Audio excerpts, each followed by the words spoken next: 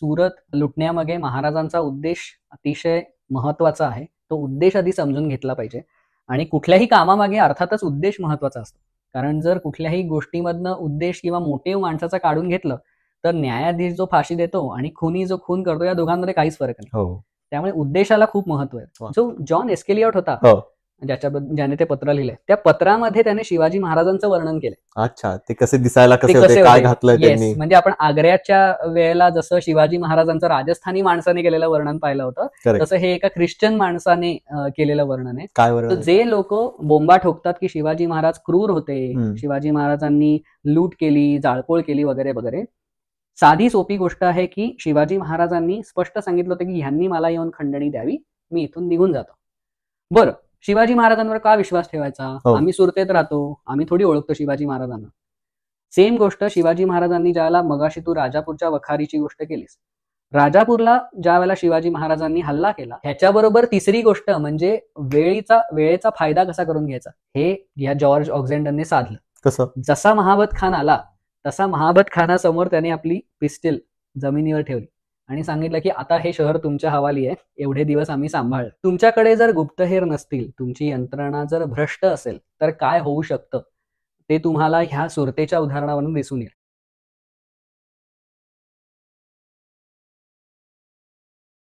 नमस्कार, history of the मराठाच्या या नवीन भागामध्ये सर्वांचं स्वागत आहे. मागच्या एपिसोड म्हणजेच पुरंदरच्या तहामध्ये तुम्ही भरभरून प्रतिसाद दिला, म्हणून तुमचे खूप खूप आभार. त्याच्यामध्ये आणि आधीच्या काही एपिसोड्समध्ये सर्वांची एक रिक्वेस्ट होती की सुरतेची लूट या विषयावर एक चांगला व्हिडिओ तुम्ही बनवा. आज आपण तुमच्या समोर घेऊन आलोय सुरतेची लूट हा विषय घेऊन. सो सुयोग, आजचा जो आपला विषय आहे त्याचा आपण टायटल दिलंय सुरतेची लूट. तर लूट म्हणजे ह्याला थोडंसं एक निगेटिव्ह कॉनोटेशन आहे आणि लूट कोण करतं तर लुटेरा लूट करतो. तर हा शब्द का वापरलाय सर्व ऐतिहासिक डॉक्युमेंट्समध्ये? असं का नाही म्हणाले सुरतेची स्वारी? तर मला जरा ह्याच्याबद्दल थोडीशी माहिती देशील का की हे नाव कसं पडलं? चालेल. आणि हा जो प्रश्न तुला पडलाय हाच प्रश्न बऱ्याच जणांना पडलेला आहे. कारण आजकाल कसं होतं की तुम्ही इतिहासातली सत्य हे सांगायला गेलीत की सुरतेची लूट केली शिवाजी महाराजांनी, की लोकांना असं वाटतं अरे लूट म्हणायचं नाही, महाराज हे राजा होते आणि एका राजाने लूट केली असं तुम्ही कसं काय म्हणता, हा एक प्रश्न पडतो.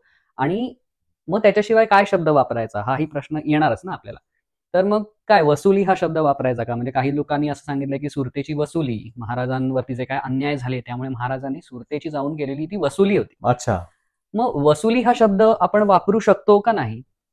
जनरली वसुली आपण कसली करतो, जे तुझ्या मालकीचं असतं. आता जर तुझ्या मालकीचं घर आहे आणि ते घर तू कोणाला तरी भाड्याने दिलंयस, त्याने जर भाडं बुडवलं तुझं, तर तू त्याच्या घरी जाऊन जी करशील ती वसुली. कारण तुझं घर आहे त्यामुळे तू वसुली केली त्याच्याकडे. सुरत हे काही शिवाजी महाराजांची मालकीचं नव्हतं, त्यामुळे त्याची वसुली असं म्हणणं योग्य नाही. सुरतेची स्वारी हा शब्द एक वेळ आपण वापरू शकतो, but what are we trying to achieve? जी गोष्ट आहे, जो इतिहास खरा आहे तो तसाच सांगायला हवा.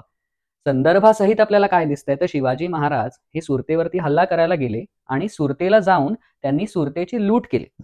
सुरत लुटण्यामागे महाराजांचा उद्देश अतिशय महत्वाचा आहे. तो उद्देश आधी समजून घेतला पाहिजे आणि कुठल्याही कामामागे अर्थातच उद्देश महत्वाचा असतो. कारण जर कुठल्याही गोष्टीमधनं उद्देश किंवा मोटिव्ह माणसाचा काढून घेतलं तर न्यायाधीश जो फाशी देतो आणि खुनी जो खून करतो या दोघांमध्ये काहीच फरक नाही. त्यामुळे उद्देशाला खूप महत्व आहे. छान उदाहरण दिलंस तू. हो. सो त्यामुळे शिवाजी महाराजांचा जो काही उद्देश आहे तो होता स्वराज्याचं भविष्य पाहणं, स्वराज्याच्या आर्थिक परिस्थितीला सांभाळणं, त्यांचं आरमार अतिशय सबळ करणं आणि त्याच्याच बरोबर औरंगजेब जो पुढच्या भविष्यात जो हल्ला करणार आहे त्यासाठी आर्थिकदृष्ट्या स्वतःला बळकट करणं. आता लूट हा शब्द आपल्याला आजच्या काळामध्ये थोडासा निगेटिव्ह वाटतो आणि असं वाटतं की अरे मुघलांनी किंवा आदिलशहांनी सुद्धा लूट केली, मग महाराजांनी सुद्धा लूट केली असं आपण म्हटलं तर महाराजांचं पूर्ण इम्प्रेशनच खराब होईल. ते दोघेही सेमच झाले असं होईल. अगदी बरोबर आहे तुझं. मध्ययुगीन काळामध्ये लूट हा एक उत्पन्नाचा भाग होता. अच्छा, ठीक आहे. मग त्याला लुटे आज आपण लुटेला ज्या पद्धतीने पाहतो तसं ते पाहत नसत. एक्झॅक्टली. आता मी तेच सांगतो की प्रत्येक माणूस हा आपापल्या काळाचा अपत्य असतो. याचा अर्थ काय आहे तर तू जर जुन्या काळामध्ये गेलास तर आपल्या हिंदू धर्मानुसार 4 आश्रम सांगितलेले आहेत की तुम्ही ब्रह्मचर्य आश्रम सुरुवातीला शिकता त्यावेळेला असतो, मग तुम्ही गृहस्थाश्रमामध्ये जाता, लग्न करता, संसार चालू होतो. त्याच्यानंतर मग तुम्ही पुढे संन्यासाश्रम म्हणजे हळूहळू तुमच्यामध्ये विरक्ती येते आणि मग तुम्ही वानप्रस्थाश्रम म्हणजे जंगलात निघून तुमचं आयुष्य शेवट तिकडे करता. आता ज्या काळामध्ये हे सगळे आश्रम ठरवले गेले त्या काळातली जी त्यांची आपत्ती होती, म्हणजे त्या काळात जगणारे जे लोक होते ते हे आश्रम अतिशय सिरियसली फॉलो करत असत. आजच्या काळामध्ये जर आपण म्हटलं 65 वर्षाच्या कोणत्या महिलेला किंवा पुरुषाला की झालं आता संन्यास आश्रम जा जंगलात, जातील का कोणी? नाही. मग ह्या काळाचे नियम त्या काळाला लावणं योग्य नाही. तसंच त्या काळामध्ये शिवाजी महाराजांच्या काळामध्ये लूट, खंडणी हे सगळे उत्पन्नाची साधनं होती. आजकाल आपण बघतो की गुंड एक्स्टॉर्शन, खंडणीचा अर्थ इंग्लिशमध्ये एक्स्टॉर्शन आहे, बरोबर. गुंड आजकाल एक्स्टॉर्शन मनी मागतात की प्रोटेक्शन मनी वगैरे. आजकाल एकदा आपण मुंबई का भाई म्हणजे तेरे को प्रोटेक्शन चाहिए बघा तो खंडणी भेजणे असं असतं. पण मग शिवाजी महाराजांनी खंडणी वसूल केली. तशीच त्यांच्या काळातले बादशाह आणि सुलतान सुद्धा खंडण्या वसूल करायचे. पण त्या काळात ते उत्पन्नाचं साधन होतं. त्या प्रकाराने आपण त्याच्याकडे पाहायला हवं. आणि शिवाजी महाराजांनी सुरतेची लूट, आज आपण पूर्ण डिटेलमध्ये तपशिलामध्ये पाहणार आहोत की शिवाजी महाराज हे 6 जानेवारी ते 9 जानेवारी सुरतेमध्ये होते. त्यावेळेला त्यांनी काय काय केलं आणि त्यातूनच मला असं वाटतं की शिवाजी महाराजांनी जे केलं ती एक लूट होती आणि त्या लुटीला लूट ह्याच पद्धतीने पाहावं. मग सर्वसामान्य माणसांना शिवाजी महाराजांनी लुबाडलं का? शाहिस्तेखानाचा आपण अख्खा भाग पाहिला. त्याच्यामध्ये तो ज्या प्रकारची लूट करायचा त्याच्यामध्ये तो सर्वसामान्य माणसांना पकडून त्यांना गुलाम म्हणून विकायचा. बरोबर. तसं महाराजांनी केलं का? तर महाराजांनी तसं काहीच केलं नाही. सो या दोन्ही पद्धतीच्या लुटीमध्ये भयंकर फरक आहे. महाराजांनी कसा अप्रोच घेतला, वेराज मुघल बादशाह कसा अप्रोच घ्यायचे याच्यामध्ये फरक आहे. सो अशा प्रकाराने मला असं वाटतं की स्वराज्य महाराजांनी हिंदवी स्वराज्य उभं करायला सुरुवात केली आणि त्यासाठी परप्रांतावरती, शत्रूच्या प्रांतावरती हल्ला करून आपलं राज्य कसं टिकवता येईल हे जे एक राजाचं कर्तव्य आहे ते महाराजांनी या सुरतेच्या लुटीमधनं पार पाडण्याचा प्रयत्न केला. बरोबर. आय थिंक आता मला जरा व्यवस्थित त्या शब्दाचा अर्थ नीट समजतोय. त्या काळात लूट म्हणजे याला काय म्हणायचं आणि त्या लुटीमध्ये सुद्धा किती एथिक्स होते हे आता तू समजून सांगितलं. मला आता हे सगळं सुयोगनी सांगितल्यानंतर मला सर्व प्रेक्षकांना विचारायचं की तुम्हाला काय वाटतं, आता जे तुम्ही ऐकलं तर तुम्हाला अजूनही बरोबर वाटतंय का? तुम्हाला अजूनही काही प्रश्न आहेत की मग ती का लुटली, ती कशासाठी लुटायचंच का होतं, दुसरी कुठली साधनं नव्हतीत का? असं तुमचे काही जर अजून या पर्टिक्युलर लूट ह्या शब्दावर काही प्रश्न असतील तर जरूर कमेंट्समध्ये कळवा. आता मला तुला विचारायचंय की आज आपण कुठले संदर्भ घेऊन आपले व्ह्यूज मांडतोय? ठीक आहे. तर मग आज आपण जे संदर्भ बघणार आहोत, आपल्याला माहिती आहे की सुरत हे जे शहर होतं हे एक व्यापारी शहर होतं. त्याच्यामुळे तिथे इंग्रज, डच ह्यांच्या स्वतःच्या वखारी होत्या. ओके. वखार, तुम्हाला या वखार हा शब्द एक मिनिट होल्ड कर. खूप लोकांना कन्फ्युजन असतं की वखार म्हणजे काय आणि त्यांनी प्रॉब्ली राजापूरची वखार, जसं की मी तो शब्द तेव्हा ऐकला होता, वाचला होता. तू जरा सर्वांसाठी जरा हा वखार शब्द काय म्हणजे काय हे जरा एक्सप्लेन करशील का? नक्कीच. सो वखार ह्या शब्दाचा अगदी साधा सरळ अर्थ गोडाऊन किंवा वेअरहाऊस अशा पद्धतीने आपण घेऊ शकतो. ठीक आहे. कसं होतं की इतिहासकार जनरली इतिहास सांगताना त्याला त्यांना बऱ्याचदा असं वाटतं की हे जे कॉमन वर्ड्स आहेत जे त्या काळात वापरले जायचे वखारी सारखे, मला स्वतःला पुष्कळ वर्ष हा प्रश्न होता की वखार म्हणजे काय असतं, कशी दिसते, कशी उंच असते का छोटी असते, काय करतात तिथे लोक. तर हे एक प्रकारचं गोडाऊन आहे.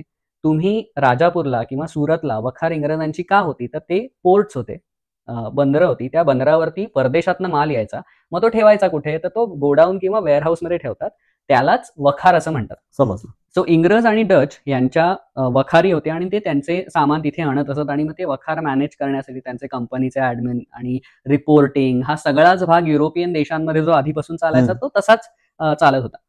सो ह्या इंग्रज आणि डच अधिकाऱ्यांनी त्यांचे जे काही रिपोर्ट्स लिहिलेत, ज्याला आज इंग्लिश फॅक्टरी रेकॉर्ड्स म्हणून आपल्याकडे प्रसिद्ध आहेत, त्याच्यामध्ये हे इंग्रजांचे रिपोर्ट्स आहेत ज्याच्यामध्ये आपल्याला सुरतेची लूट महाराजांनी कशी केली हे दिवसागणिक दिसतं. म्हणजे 5 जानेवारीला महाराजांनी काय केलं, 6 जानेवारीला काय केलं. आता गंमत अशी आहे की 5 आणि 6 जानेवारी ही इंग्रजांची तारीख आहे, पण डचांनी त्याच्यामध्ये 15-16 जानेवारी अशी टाकली आणि मग आपल्याला असा प्रश्न पडतो की अरे हे 10 दिवसांचा एवढा गोंधळ कसा, लोकांना डेट्स कळत नव्हत्या का? तर ते जुलियन आणि ग्रेगोरियन कॅलेंडर ह्याच्यामधला जो काही फरक आहे त्याच्यामुळे हे आपल्याला दिसतं की डच जे होते त्यांनी ग्रेगोरियन कालगणना ही आधी अडॉप्ट केली होती आणि त्याच्यामुळे आज आपण जे वापरतो त्याला ग्रेगोरियन कॅलेंडर असं म्हणतात. जुलियस सीझर तू ऐकला असेल, कदाचित थोडंसं विषयांतर होईल पण ही खूप इंटरेस्टिंग गोष्ट आहे म्हणून मला सांगाविषयी वाटते आपल्या व्ह्युअर्सना. पण जुलियस सीझरचं नाव ऐकलं असेल, त्याच्या नावावरनं जुलियन कॅलेंडर पद्धती सुरू झाली. आपल्याला माहितीये की पृथ्वी ही सूर्याभोवती फिरायला जेवढा वेळ लागतो त्याला आपण 1 वर्ष असं म्हणतो. 365 दिवस पृथ्वीला लागतात आणि मग 4 वर्षांनी एक लीप इयर येतं. आता ते काय येतं तर जुलियनने ज्या वेळेला त्याच्या अर्थातच त्याच्याकडच्या माणसांनी ज्यावेळेला ही कॅलेंडर पद्धती डिझाईन केली त्यावेळेला त्यांना असं दिसलं की ऍक्च्युली पृथ्वीला सूर्याभोवती फिरण्यासाठी 365 दिवस आणि 6 तास लागतात. मग ते 6 तास जे एक्स्ट्रा त्याचं काय करायचं आणि प्रत्येक वर्षी 6 तास म्हणजे 4 वर्षांनी झाला एक दिवस.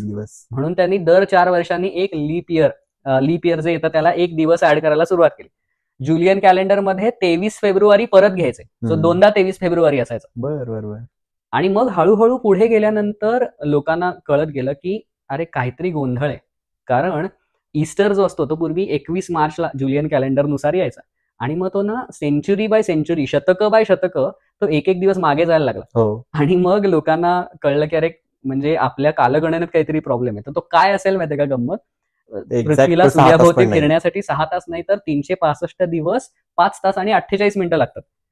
मग ही जी 12 मिनिटं आहेत त्याचा एक 100 वर्षांनी जो इफेक्ट होतो तो असा झाला की एक पूर्ण मिलेनियम म्हणजे 1000 वर्ष झाल्यानंतर 8 दिवस एक्स्ट्रा झाले. आणि मग त्याच्यामुळे पुढे जाऊन जो पोप होता त्याने ग्रेगोरी नाव होतं त्या पोपचं, त्याने सजेस्ट केलं की 5 ऑक्टोबर 1562 आपण डायरेक्ट 4 ऑक्टोबर नंतर डायरेक्ट 15 ऑक्टोबर घ्यायचा. तर त्या वर्षीचं कॅलेंडर इंटरेस्टेड असतील कोणी लोक तर त्यांनी बघा, तुम्हाला ते कॅलेंडर दिसेल 4 ऑक्टोबर नंतर डायरेक्ट 15 ऑक्टोबर मधले दिवसच गायब झाले. तर ते डचांनी ते लवकर वापरायला सुरुवात केली आणि इंग्रजांनी ती पद्धत 1772 का कधीतरी अडॉप्ट केली. म्हणून तो डिफरन्स आहे. नक्की आपण इंग्लिश लोकांचं काय बघतो 5, 6, 7, 8 हो, आपण जुलियन पद्धतीने आजचं सगळं पाहणार आहोत. 5, 6, 7 जानेवारी असंच तो भाग आपण आता तू आता जसं म्हणालास की आपण आता संदर्भ पाहतोय इंग्रजांचा आणि डचांचा आणि त्यात आपण डेट पाहतोय जुलियन पद्धतीची जी 5, 6, 7 जानेवारी अशाच पद्धतीने असणार आणि हे वर्ष आहे 1664 अशा पद्धतीचं आहे. तर हे इंग्रज आणि डचांनी पूर्ण तपशिलामध्ये ह्याचं वर्णन करून ठेवलेलं आहे. ह्याच्याशिवाय एक इंग्रज ना चर्चमध्ये काम करणारा म्हणजे त्याला चॅपलेन म्हणतात, चार्ली चॅपलिन हे जे आडनाव आहे ते चॅपलिन आडनाव ज्याच्यावरनं आलंय. चॅपेल ह्या शब्दाचे बरेच अर्थ आहेत खरं. चर्चमध्ये एक छोटासा भाग असतो ना त्याला चॅपेल म्हणतात. त्या चॅपेलचा जो मुख्य असतो त्याला चॅपलेन म्हणायचं पूर्वी आणि मग त्याचा पुढे अपभ्रंश होऊन ते आडनाव चॅपलिन असं झालं. सो चर्चमध्ये काम करणारा जो मनुष्य होता चॅपलेन, जी पदवी असलेला, त्याचं नाव होतं एस्केलिओट, जॉन एस्केलिओट. त्याने एक खूप मोठं पत्र लिहिलंय. त्या पत्रामध्ये शिवाजी महाराजांच्या सुरत लुटीबद्दल त्याने तपशिलामध्ये वर्णन केलेलं आहे. अजून एक गंमत आहे अरे, जो जॉन एस्केलिओट होता ज्याने ते पत्र लिहिले त्या पत्रामध्ये त्याने शिवाजी महाराजांचं वर्णन केलं. अच्छा, ते कसे दिसायला, कसे होते, काय घातलंय त्यांनी. म्हणजे आपण आग्र्याच्या वेळेला जसं शिवाजी महाराजांचं राजस्थानी माणसाने केलेलं वर्णन पाहिलं होतं तसं हे एका ख्रिश्चन माणसाने केलेलं वर्णन आहे. काय वर्णन आहे ते? तो त्याच्यामध्ये म्हणतो की शिवाजी महाराज हे उंचीला साधारण माझ्या एवढेच किंवा माझ्याहून थोडे बुटके असतील. आता ह्यातनं जॉन एस्केलिओट किती होता हे आपल्याला माहिती नाही, त्यामुळे त्याच्याहून बुटके किती असतील माहिती नाही, पण त्याने मीन स्टॅचर याचा अर्थ उंचीला थोडे कमी अशा पद्धतीने वापरले आणि ते आपल्याला वेगवेगळ्या साधनांमधूनही कळून येते की शिवाजी महाराज मध्यम उंचीचे होते. पण त्याने म्हटलंय की शिवाजी महाराजांचं शरीर बॉडी वॉज वेल प्रपोर्शन, म्हणजे त्यांचा शरीराचा सगळे भाग हे व्यवस्थित थोडक्यात सुडवलं होते असं त्याचं मराठीत आपल्याला ट्रान्सलेशन करताय. खूप महत्वाच्या गोष्टी लिहिल्या त्याने. लिहिलंय की शिवाजी महाराजांची नजर, त्याने शब्द वापरलेत की he had quick and piercing eyes. Okay, म्हणजे थोडक्यात अतिशय उत्तम नजर, निरीक्षण करून पटकन गोष्टी योग्य आणि अयोग्य शोधून काढणारी, आणि पिअर्सिंग म्हणजे भेदक तीव्र नजर होती की म्हणजे समोरचा माणूस घाबरलाच पाहिजे अशी भेदक नजर. ह्याच्याशिवाय आपण शिवाजी महाराजांच्या प्रत्येक चित्रामध्ये जी गोष्ट पाहतो ती गोष्ट जॉन एस्केलिओटने लिहून ठेवली. जी म्हणजे शिवाजी महाराज बोलत असताना त्यांच्या चेहऱ्यावर एक स्मित हास्य असायचं. सो ही एक अजून गोष्ट आपल्याला शिवाजी महाराजांचं एक वेगळं वर्णन आपल्याला त्याच्यानं दिसून येते.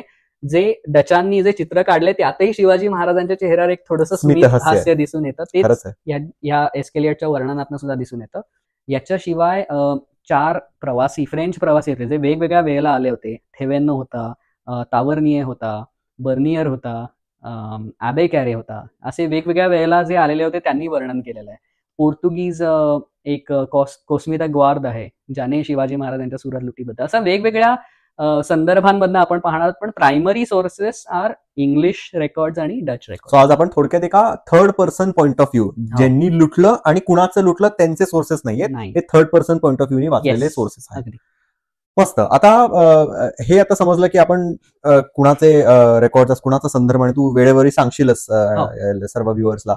सो मला तुला विचारायचं की आता अशी कुठली घटना घडली ज्याच्यामध्ये महाराजांना एखादी शहर लुटायची वेळ आली?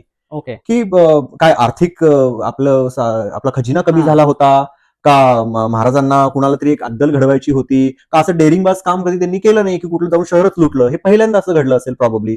तर हे जरा तू आम्हाला सगळ्यांना समजून सांगशील का की लुटण्यामागचं रिझन काय? सगळ्यात पहिले म्हणजे हे सांगतो की सुरत महाराजांनी लुटली हे काही पहिल्यांदाच त्यांनी कुठल्या शहराला जाऊन लुटलं असं झालेलं नाहीये. त्याच्या आधी सुद्धा औरंगजेब शहजादा असताना त्यांनी मुघलांच्या काही शहरांवरती हल्ले करून तेही लुटलेले होते. फक्त हे आहे की ही लूट खूप मोठ्या पद्धतीची होती. अच्छा. मग आता सुरत लुटायचं कारण काय हे जर आपण बघायला गेलो तर थोडासा आपण त्याची पार्श्वभूमी बघूया. आपण शाहिस्तेखानावरती एक पूर्ण पॉडकास्ट केला, त्याच्यामध्ये आपण पाहिलं की शाहिस्तेखानाने स्वराज्याला खूप ओरबाडलं आर्थिकरित्या. असं म्हणता येईल की अक्षरशः स्वराज्याचं कंबरडं मोडलं. कारण शेतं उभी जाळून टाकणं, शेतकऱ्यांना त्यांच्या फॅमिलीजना उचलून गुलाम म्हणून विकणं, त्यांची गुरढोरं उचलून नेणं, ह्या सगळ्या गोष्टी शाहिस्तेखानाने केल्या. आता ह्या सगळ्याच गोष्टी पूर्वी प्रशासनाला पैसे मिळवून देत असत. ते शिवाजी महाराजांचं प्रशासन असू दे किंवा कुठल्याही राजाचं असू दे, त्याचा जो उत्पन्नाचा जो मूळ स्रोत आहे, सोर्स आहे, तोच हल्ला. त्याच्यामुळे स्वराज्याची आर्थिक परिस्थिती शाहिस्तेखानाच्या वेळेला फारच खराब झालेली आणि ती सुधारण्याची गरज पडली. शाहिस्तेखान हा 1-2 महिने नाही, तब्बल 3 वर्ष राहिला होता. सो त्याची फजिती होऊन तो निघून गेला. पण फजित्या करून फक्त राज्य चालत नाही ना, राज्यासाठी पैसा हवा. म्हणजे हा पैसा हवा ह्याच्यासाठी महाराजांनी ही मोहीम काढली. समजलं. पैशाची गरज काय ह्याचं उत्तर स्वतः महाराजांनीच दिलेलं आहे. शिवभारतामध्ये 28व्या अध्यायामध्ये आपल्याला शिवाजी महाराजांच्या तोंडून पैशाचा महिमा काय हे कळून येतं. अच्छा, काय आणि तो म्हणतात? पूर्ण ऐकला की आपल्याला कळतं की किती पूर्ण विचार महाराजांनी करून सांगितला. एखादा जर राजा असेल, त्याला जर युद्ध करायचं असेल आणि आपलं राज्य राखायचं असेल तर त्याच्याकडे सैन्य असावं लागतं. आणि सैन्य हवं असेल तर त्याच्याकडे पैसे हवे. आणि ह्याच्यासाठी पैसे महत्वाचे आहेत. ज्याच्याकडे पैसे आहेत तो त्याचं कुळ, त्याचा धर्म, विद्या अशा वेगवेगळ्या गोष्टी पैशाच्या माध्यमातून मिळवू शकतो. बरोबर. आणि ह्याच्यानंतर सगळ्यात शेवटला महाराजांनी पैशाची गोष्ट, हे सगळं पैशाचं इतकं सांगितल्यानंतर आपल्याला वाटेल ना की अरे पैसे तर औरंगजेबाकडे पण होते ना, पैसा काय एवढं काय महत्व आहे पैशाचं. तर ह्याच्या शेवटला महाराज असं म्हणतात की पैसा हा महापुरुषाकडे, उत्तम पुरुषाकडे असेल तर त्याचं सोनं होतं.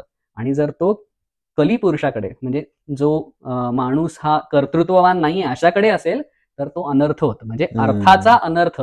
अर्थ हे पैसे असणे हे सर्वस्व म्हणजे सगळं नाही, त्याचा कुणाकडे आहे तो त्याचा उपयोग कसा करतोय ते महत्त्वाचं. कारण ज्याच्याकडे पैसा आहे त्याला लोक सहाय्य करतात, त्याचे मित्र असतात. मग भले ते त्याच्याशी त्यावेळेला पैशासाठी मित्र असू देत पण ते त्याला सहाय्य करतात. असं वेगवेगळ्या उत्तम पद्धतीने महाराजांनी सांगितलं.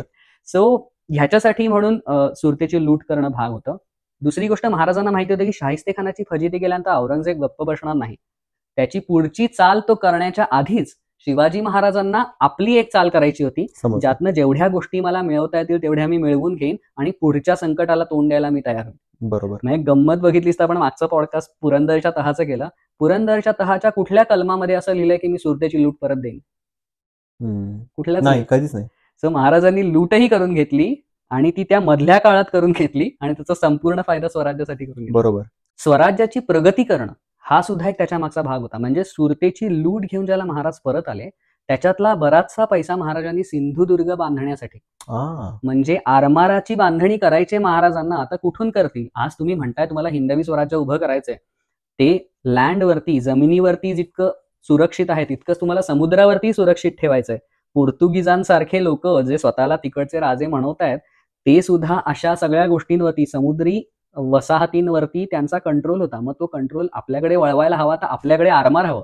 आरमार बांधायचा तर पैसा हवा, तो कुठून येणार? तर त्याच्यासाठी हा सगळा खटाटोप. समजलं. आता मला त्याचे खरी कारण कळाली की महाराजांनी ती लूट का केली. स्वराज्य जे अस्थिर झालं होतं त्याला ते स्थिर बनवण्यासाठी आणि इतर कारणांचं तू एक्सप्लेन केलंस. आता लगेच पुढचा माझा ऑब्व्हियस प्रश्न येतो की मग सुरत का? आता एवढ्या यांचं मुघली साम्राज्य एवढं मोठं आहे, अनेक ठिकाणी व्यापार होत असेल, अनेक ठिकाणी खजिने असतील, सो शत्रूच्या प्रदेशात जाऊन एवढी जोखीम घेऊन आणि सुरतच का निवडली? तर सुरत मगाशी आपण म्हटलं तसं व्यापाऱ्यांचं शहर. व्यापाऱ्यांचं शहर म्हणजे काय, तर मगाशी मी ज्या जॉन एल एस्केलिऑटचं नाव घेतलं, जो क्लर्जी म्हणजे चर्च मधला एक अधिकारी होता. त्याने स्वतःला REV रेव्हरंड असं त्याच्या मागे, जसं आपण मिस्टर म्हणतो तसं चर्च मधले अधिकारी स्वतःला REV रेव असा एक प्रिफिक्स लावून घ्यायचे. त्या माणसाने जे पत्र लिहिलंय त्याच्यामध्ये ना सुरतेचं पूर्ण वर्णन केलं त्याने. अच्छा. आपल्याला त्या काळातली सुरत कशी कशी होती हे कळून येईल. आणि त्याच्याच बरोबर महाराजांनी सुरत का निवडली ह्याचं पण उत्तर ह्यातच आहे. अच्छा. सो सुरत शहराबद्दल एस्केलिऑटने लिहिलं. त्याच्या ऐवजीचं सांगायचं झालं तर सुरत हे तापी नदीच्या काठावरती आहे. अगदी काठावरती नाही पण साधारण एक 20 किलोमीटरवरती नदीचं मुख जिथे संपतं तिथून 20 किलोमीटरवरती सुरत आहे. पूर्वीचं नाव त्याचं फार पूर्वीचं नाव हे सूर्यपूर होतं. अच्छा. सो तापी नदीला सूर्याची पुत्री म्हटलं जातं. ओके. सो तिच्या काठाशी म्हणून हे सूर्यपूर असं त्याचं नाव होतं. त्याचं नंतर अपभ्रंश होऊन सुरत असं त्याचं नाव झालं. या सुरतच्या जवळ फार मोठं बंदर नाहीये. सो स्वाली हे त्याच्या जवळचं बंदर आहे जिथे ब्रिटिशांची आणि डचांची मोठी जहाजं आहेत आणि मग ती तिथे अनलोड होऊन तिथून पुढे मग बैलगाड्या घोडे ह्यांच्यावरनं सगळ्या सुरतेला गोष्टी येत असत. तर नदी काही एवढी मोठी नव्हती की एवढी मोठी जहाजं सुद्धा आतमध्ये येते. बर. आता मगाशी सांगितलं त्याप्रमाणे सुरत हे खूप जास्त व्यापारी असलेलं शहर.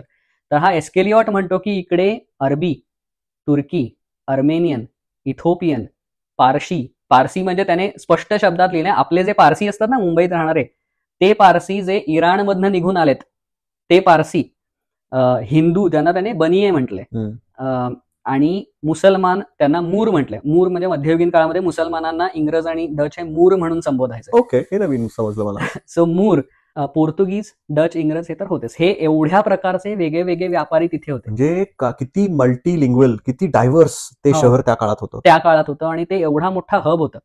याच्याशिवाय एस्केलिऑटनेच म्हटलंय त्याच्यानुसार सुरत हे मुघलांचं पश्चिम किनारपट्टीवरचं एकमेव बंदर होतं जे मुघलांच्या ताब्यात होतं. औरंगजेबासाठी किंवा मुघल साम्राज्यासाठी ते दार ए मेक्का होतं. तिथूनच मेक्काला जाणाऱ्या बोटी सुटायच्या. सुरतेचं अक्षरशः उत्पन्न जे होतं फक्त जकात म्हणजे टॅक्स मधनं मिळेल, कस्टम ड्युटी ज्याला म्हणतात, जकात, त्यातनंच 15 लाख रुपये उत्पन्न यायचं. सुरतेतल्या काही घरांचं वगैरे त्यांनी वर्णन केलंय की श्रीमंतांची जी घरं होती ती विटांनी बांधलेली होती, गरिबांची घरं होती ती लाकडाने बांधलेली असायची. त्याला त्याने स्पष्ट लिहिलंय की त्याला लोकल बांबू असं म्हणतात. त्या बांबूला नारळाचा जो काथ्या असतो त्याच्यापासून जे दोरखंड बनवतात त्यांनी बांधून आणि मग त्याच्यावर चिखल लिंपून मग ती घरं बनवतात. त्या काळामध्ये छत हे श्रीमंतांच्या घरामध्ये प्लॅस्टर ऑफ पॅरिस हा शब्द वापरलाय त्याने छत बनवलं जायचं श्रीमंतांच्या घरांमध्ये, बाकी लाकडाची घरं असायची असं त्याने. आणि मग गल्ल्या वगैरे काही फार मोठे नाहीये, छोटे बोळ आहेत असं त्याने. 2 लाखाची एक वस्ती होती तिथे त्या काळामध्ये. अशा प्रकारे त्याने हे सुरतेचं साधारण हे वर्णन केलंय. आता मी तुला 15 लाख जकात हा एक भाग सांगितला. दुसरा भाग, जगातला सगळ्यात श्रीमंत व्यापारी वीरजी वोरा हा सुरतेत राहत होता. हे सुद्धा एस्केलिऑटने लिहिलंय. त्याने लिहिलंय की त्याची मालमत्ता ही 80 लाख रुपये होती. एका माणसाची त्या काळातली मालमत्ता 80 लाख रुपये होती. आता पुन्हा एकदा तू मगाशी म्हणालास तसं मी कॉन्टेक्स्ट देतो. एस्केलिऑटने ना ह्यांचं कन्व्हर्जन लिहिलंय. 1 पाऊंड त्या काळातला म्हणजे 20 शिलिंग असायचे. शिलिंग हे अजून एक साधन होतं, आजकाल युके मध्ये ते वापरत नाहीत. सो हे 1 पाऊंड म्हणजे 20 शिलिंग. त्याच्यानुसार 20 शिलिंग म्हणजे 10 रुपये. थोडक्यात 1 पाऊंड म्हणजे 10 रुपये होते. तर थोडक्यात म्हणजे 10 रुपये. 80 लाख म्हणजे 8 लाख पाऊंड एवढी त्याची मालमत्ता होती एकट्याची. आणि त्याच्याशिवाय हाजी झाईद, हाजी कासिम असे बरेच बक्कळ पैसा असलेले व्यापारी होते. मुघलांना सुद्धा जो कर्ज द्यायचा तो वीरजी वोरा होता. तो इंग्रजांना, डचांना ह्यांना सुद्धा कर्जानी पैसे द्यायचा. त्याचा स्वतःचा कारभार बऱ्याच देशांमध्ये त्या काळात होता. इतका श्रीमंत माणूस फक्त त्या सुरतेमध्ये राहत होता. आणि मी फक्त हा एक सांगितलं. ह्याच्यासारखे असे ते मी हाजी जाईद म्हटलं किंवा हाजी कासिम म्हटलं, असे अजून श्रीमंत व्यापारी होते. बापरे. ह्यातले काही व्यापारी जैन असावेत असं मला वाटतंय, कारण एस्केलिऑटने त्यांचं जे वर्णन केलंय त्याच्यात तो सांगतो मी सुरतेची लूट करताना विरोध का केला नाही ते लिहिताना तो सांगतो की हे जे व्यापारी आहेत ना हे जीवजंतूंना सुद्धा मारत नाहीत. असे आपल्या ओळखीचे जैन आहेत की जे ज्यांना जंतूंना मारू नये, त्यांना त्रास देऊ नये, त्यांच्या धर्मानुसार ते. हा माझा एक अंदाज आहे की तो जैन व्यापाऱ्यांबद्दल बोलत असावा, पण ते आहेत. आणि पारसींबद्दलही त्याने लिहिलंय की हे आगीची पूजा करतात, त्यामुळे कुठे आग लागली तरी ते विझवायला जात नाही. आता ही जरा अतिशयोक्ती असावी, पण त्याने पारशी लोकांबद्दल हे लिहिलंय त्याच्यामध्ये. असं हे सुरत शहर जे आपल्याला दिसतंय. इंग्रजांची वखार त्याच्यामध्ये इंग्रजांच्या पत्रामध्ये उल्लेख आलेला आहे. त्यांच्याकडे 1 लाख रुपये कॅश मध्ये होते आणि त्यांच्याकडे 8 लाखाचा माल होता. त्यांच्याकडे 8 लाख रुपयांचा, थोडक्यात 80,000 पाऊंडाचा माल त्यांच्याकडे पडलेला होता. बापरे. अरे म्हणजे हे आकडे 1664च्या काळातले सांगतोयस तू. येस. जर आज आपण ChatGPT ला विचारलं की हे कन्व्हर्जन करून द्या तर काय असेल तो आकडा. आणि what you are telling me, मला असं समजतंय की हे जर आजचा काळ बघितला, आपण म्हणतो की Forbes top 100 rich people in the world, तर त्या काळातले हे लोक होती ही सगळी. सो हे दिसल्यानंतर हे मी तुला सांगितलं आर्थिक परिस्थिती सुरतेची कशी होती. आता गंमत बघ, या सुरत शहराला कुठलीही तटबंदी नव्हती. बरोबर. म्हणजे कुठल्याही माणसाला हल्ला करण्यासाठी हे शहर अतिशय उत्तम होतं. तटबंदी नाही पण सैन्य असेल ना, सैन्य. आता मुघल तर एवढे स्ट्रॉंग होते. इनायत खान म्हणून ह्या सुरतेचा सुभेदार, सुरतेला 2 सुभेदार होते, दुसऱ्या सुभेदाराचं मला नाव माहिती नाही. किल्ल्याचा सुभेदार होता, एक शहराचा सुभेदार होता. तर इनायत खान जो हा सुरतेचा सुभेदार होता, याचं वर्णन हे सुरतेवरनं इंग्रजांनी लिहिलेल्या एका पत्रामध्ये येतं. अच्छा. इनायत खान साहेब हे पूर्वी ज्याला बिझनेस चालायचा त्यावेळेला एक दलाल मध्ये असायचा, आणि तो दलाल कस्टमरला विचारायचा की किती तुम्हाला पैशाला एखादी गोष्ट विकत घ्यायची, आणि इंग्रज किंवा बाकी व्यापारी ते तसा विकायचे दलालाच्या मदतीने. इनायत खान साहेब म्हणाले की आजपासून मी सांगेन ती किंमत आणि मी सांगेन ते वजन. ठीक आहे. इराणचे जे व्यापारी होते त्यांना त्याने दुप्पट जकात लावली. ओके. डच व्यापारी होते त्यांचं तांब त्याने अडकवूनच ठेवलं. ह्या अशा बऱ्याच कागाळ्या त्यांनी त्या पत्रामध्ये लिहिलेल्या आहेत. आणि हे इनायत खान साहेब वेगवेगळ्या पद्धतीने पैसा कसा आपल्याकडे आणता येतील ते बघत होते. तो 2000 मनसबदार होता, अर्थात त्याच्याकडे 2000चं सैन्य असायला हवं. त्याच्याकडे ज्यावेळेला महाराजांनी सुरत लुटली त्याला 500 सैन्य होतं. म्हणजे सगळा हा काळा बाजारात चालू आहे. 1500 सैनिकांचे पैसे खिशात. आता ह्याच्याशिवाय हा इनायत खान जे काही बाकी धंदे करायचा, म्हणजे आता पुढे आपण ज्याला बघू की शिवाजी महाराजांनी सुरतेवर हल्ला केला त्यावेळेला हा इनायत खान लोकांना किल्ल्यात घेण्यासाठी त्यांच्याकडनं पैसे घेत होता. म्हणजे तुमची मालमत्ता सोडून द्या, पण तुम्हाला यायचंय तर पैसे द्या आणि आत या, तर तुमचा जीव तरी वाचेल. तो असा इनायत खान हा याचा सुभेदार आहे. त्यात शहराला तटबंदी नाहीये, आणि ते शहर म्हणजे अक्षरशः दुभती गाय आहे. तर शिवाजी महाराजांचे जे गुप्तहेर होते, अर्थातच बहिर्जी नाईक, त्यांनी ज्यावेळेला म्हटलं की सुरत मारलियाने अगणित द्रव्य सापडेल, तर त्यात काहीच चुकीचं नाही. सो ही सगळी गोष्ट शिवाजी महाराजांनी प्रॉपर स्टडी केली. बहिर्जी नाईकांनी हे सगळे डिटेल्स शिवाजी महाराजांना दिले. त्यामुळे सुरतेची लूट करणं हे महाराजांना सोपंही झालं, कारण महाराजांना माहिती होतं की कुठे कोणाकडे किती पैसा आहे. आणि पैसा आहे हे तर माहितीच आहे. तू मगाशी एक अतिशय छान गोष्ट सांगितलीस की एवढी रिस्क घेऊन का पुण्याच्या पुढे पूर्ण, आता आपल्याला मॅपवरती माहितीच असेल की पुणे कुठे आहे आणि सुरत कुठे आहे. पुण्याच्या पुढे सुरतेला पोहोचेपर्यंत सगळा मुघलांचाच प्रदेश होता. पुण्याच्या जवळ सिंहगडाला वेढा देऊन राजा जसवंत सिंग बसला होता. त्याच्यापासून 6 मैलावरनं शिवाजी महाराजांचं सैन्य गेलं बघा. सो हे सगळं असताना एवढी रिस्क घेऊन महाराज का गेले, तर हे त्या सगळ्याच्या मागचं कारण आहे. आता मला समजलं.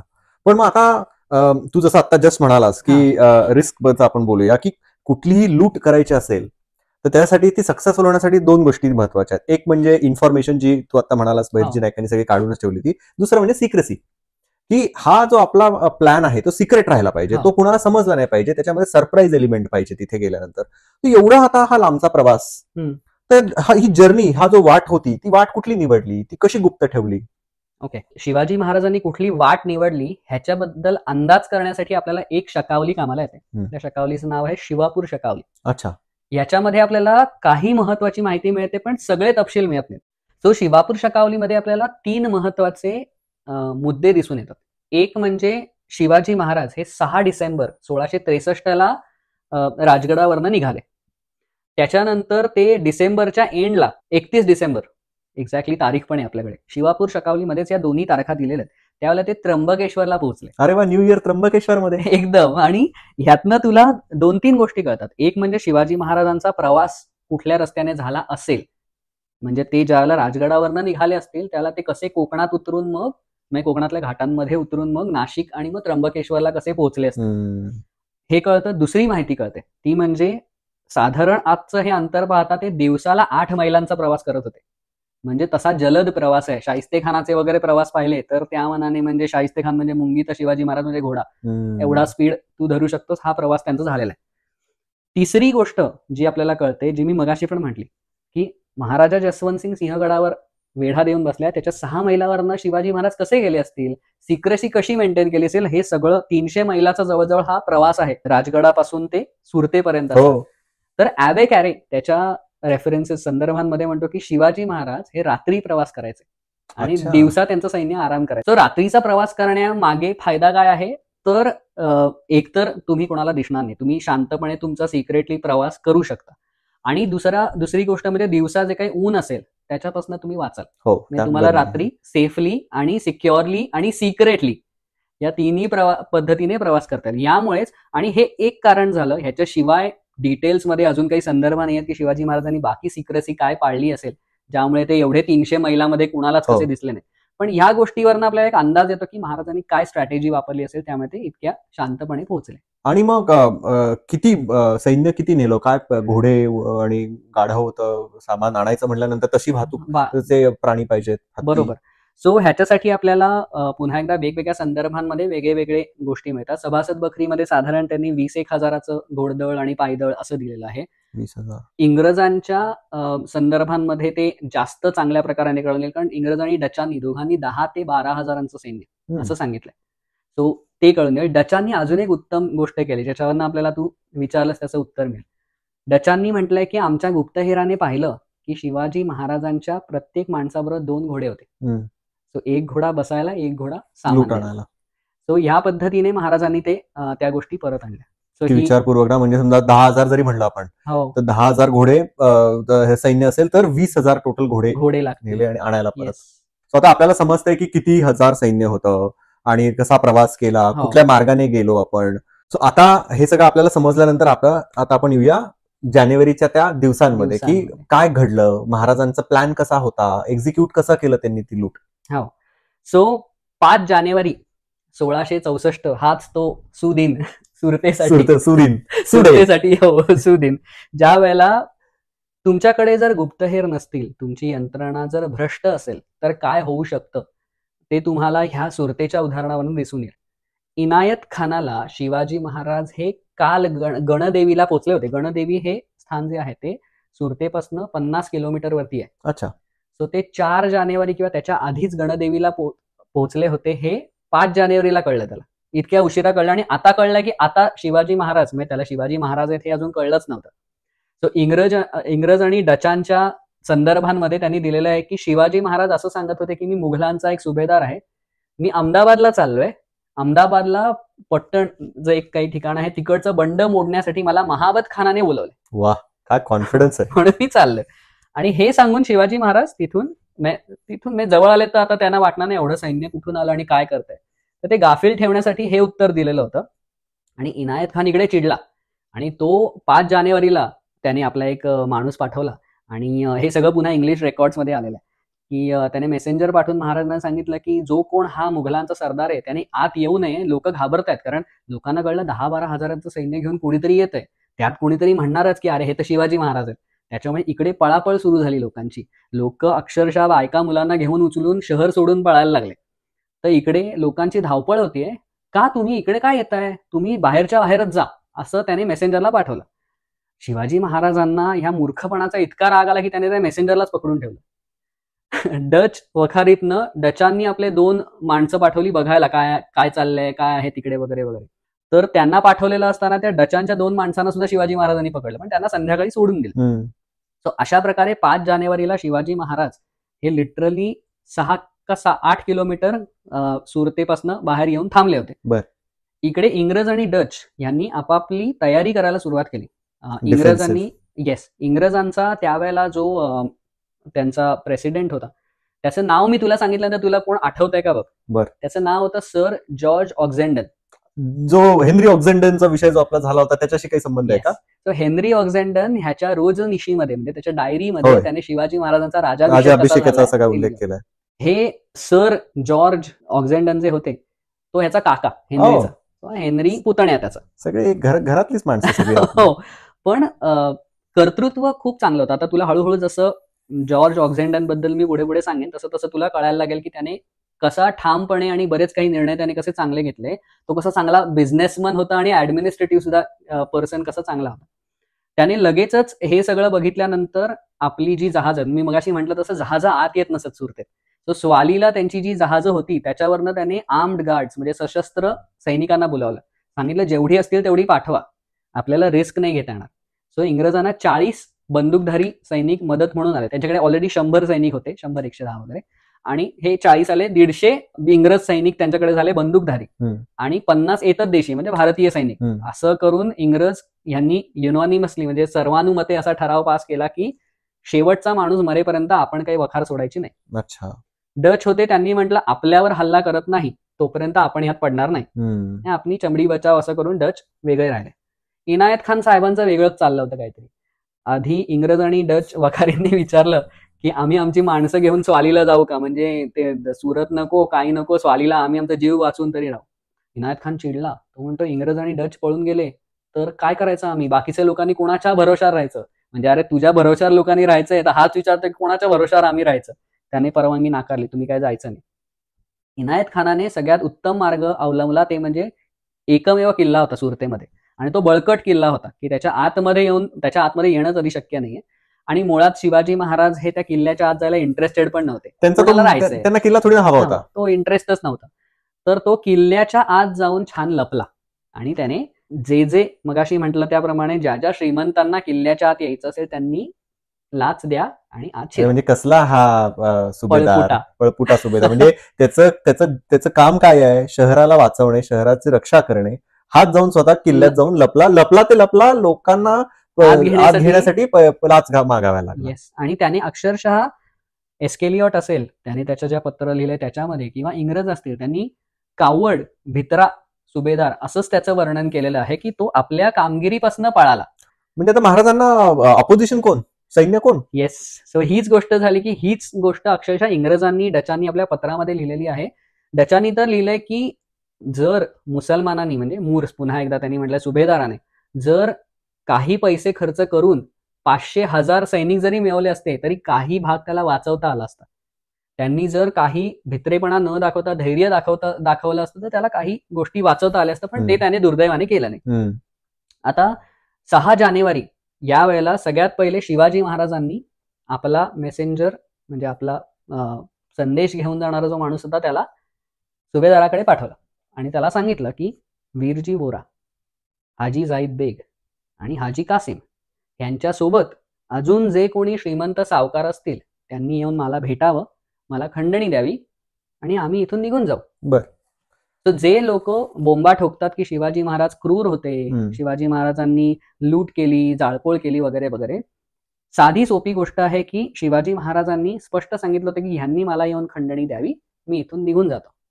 बरं, शिवाजी महाराजांवर का विश्वास ठेवायचा, आम्ही सुरतेत राहतो, आम्ही थोडी ओळखतो शिवाजी महाराजांना. सेम गोष्ट शिवाजी महाराजांनी ज्यावेळेला, मगाशी तू राजापूरच्या वखारीची गोष्ट केलीस, राजापूरला ज्या वेळेला शिवाजी महाराजांनी हल्ला केला त्यावेळेला त्यांनी हीच गोष्ट केली होती. राजापूरच्या सगळ्या सावकारांनी शिवाजी महाराजांना खंडणी दिल्यानंतर राजापूरमध्ये एक गवताची काडी सुद्धा जाळली नाही शिवाजी महाराज. सो याला काहीतरी एक पास्ट प्रेसिडेंट जे मराठीत म्हणूया की त्याला काहीतरी एक आधीची घटना घडली आहे की ज्यात तुम्ही विश्वास ठेवू शकता की अरे महाराज सांगतायत तर ते खरं आहे, आणि ते तुम्ही द्या आणि तुम्ही वाचू शकता. पण आम्ही मुघल आहोत, आम्ही का घाबरायचं, आमच्याकडे सैन्य 500च आहे, पण आम्ही का घाबरायचं. शिवाजी महाराजांच्या या संदेशाला कोणीही काहीही उत्तर दिलं नाही मुघलांकडून. आणि या वेळेला शिवाजी महाराजांनी आता ठरवलं की बराच वेळ झाला, आपल्याकडे काही बराच वेळ नाहीये गोष्टी सतत करत बसायला. अजून एक गमतीची गोष्ट, इंग्रज यांनी काय केलं, त्यांच्याकडे फक्त आता हे 150 इंग्रज सैनिक आणि 50 एतद्देशीय म्हणजे भारतीय सैनिक, या 200 लोकांची सर ऑक्झेंडरनी सकाळी 10 वाजता मार्चिंग केलं, ट्रम्पेट आणि ढोल वाजवत. हे दाखवायला ड्रम्स आणि ट्रम्पेट घेऊन त्यांचं जे मार्चिंग असतं प्रॉपर, ते सैन्याचं मार्चिंग केलं. वी आर रेडी, आमच्याकडे ताकद आहे. हे एक शक्ती प्रदर्शन असतं, मानसिकरित्या, सायकोलॉजिकली स्वतःला, सोल्जर्सना स्वतःला दाखवणं की आम्ही सशक्त आहोत, आणि शहरातल्या लोकांना दाखवणं की आम्ही रेडी आहोत काही झालं तरी. सो ही एक खूप इम्पॉर्टंट गोष्ट. सुरतेच्या गल्ल्यांमधनं हे मार्चिंग केलं त्यांनी, सुरत शहरामधनं, आणि मग ते परत आपल्या वखारीत आले, आणि मग त्यांनी आपापली पोझिशन घेतली. हो, मग त्यांनी खूप डोकं लावून गोष्टी कशा करता येतील त्या कशा करवल्या. आता ह्याच्यानंतर शिवाजी महाराजांचं सैन्य अर्थातच 6 जानेवारीला अखेर सुरत शहरामध्ये शिरलं. त्यांनी निरनिराळ्या ठिकाणनं पैसे लुटायला सुरुवात केली. यावेळेला अँथनी स्मिथ नावाचा एक मनुष्य शिवाजी महाराजांच्या हाती पडला. हा इंग्रजांचाच, ईस्ट इंडिया कंपनीचाच एक खूप वरच्या पोस्टवरचा अधिकारी होता, पण तो साध्या कपड्यांमध्ये असल्यामुळे त्यावेळेला कळलं नाही आणि तो तसा पकडला गेला. या अँथनी स्मिथची पुढे आपण एक गमतीशीर गोष्ट आहे ती ऐकणार, पण हे नाव लक्षात ठेव, अँथनी स्मिथ. सो 6 जानेवारीला त्या मनाने थोडीफार जाळपोळ झाली आणि जे काही धन लुटायचं होतं ते लुटण्यात आलं. 6 जानेवारीला रात्री हा जो हाजी जाईद बेग हा आपलं घर सोडून सुरतेच्या आत किल्ल्याच्या निघून गेला. इंग्रजांच्या वखारीच्या जवळजवळ बाजूलाच किंवा त्याला लागूनच हाजी जाईद बेगचं घर होतं. त्या घरामधले आवाज या इंग्रजांना येत होते. इंग्रजांनी त्यांच्या पत्रामध्ये, त्यांच्या रिपोर्टमध्ये लिहून ठेवले की रात्रभर मराठे हाजी जाईद बेगच्या घरामध्ये जाऊन त्याचं घर फोडत होते आणि त्याच्या गोष्टी लुटत होते रात्रभर. म्हणजे केवढं द्रव्य असेल. येस.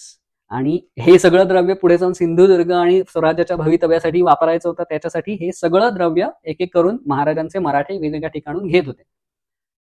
7 जानेवारी उजाडला आणि ह्या दिवशी आज एक अशी महत्वाची गोष्ट झाली की ज्याच्यामुळे सुरतेवरती जे बरेच इतिहासकार म्हणतात की महाराजांनी खूप अत्याचार केले वगैरे वगैरे, त्याचं कारण काय हे आपल्याला ह्या 7 जानेवारीमध्ये कळून येईल.